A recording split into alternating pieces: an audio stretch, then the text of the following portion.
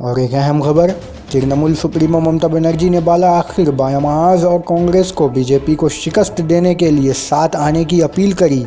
Assembly में governor रतबे के बाद वज़ीर आला ने अपनी तकरीर में रियासत के हालात का हवाला देते हुए बायां महाज और कांग्रेस को बीजेपी को दूर करने के लिए तृणमूल कांग्रेस के साथ मिलकर काम करने की अपील करी है, जिसके जवाब में कांग्रेस लीडर अब्दुल मन्नान और लेफ्ट फ्रंट रहनुमा सोजन चक्रवर्ती के अलावा कांग्रेस के रियासती सदर सोजिन मित्रा ने मौजूदा सूरत हाल के लिए ममता बनर्जी की गलत पॉलिसी को ही जिम्मेदार ठहराया है।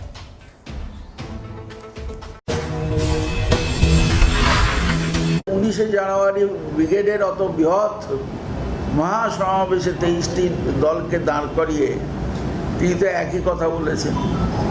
উনি এমন কিছু নতুন কথা তো আজকে বলেননি। উনি তার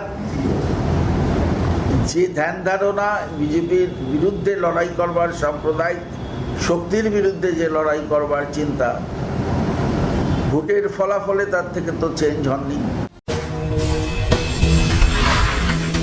কোনটা ঠিক আগে মুখ্যমন্ত্রী বলুন, কেন একবার বলছেন কংগ্রেস নেই, তা কাকে ডাকবেন? ভূতকে?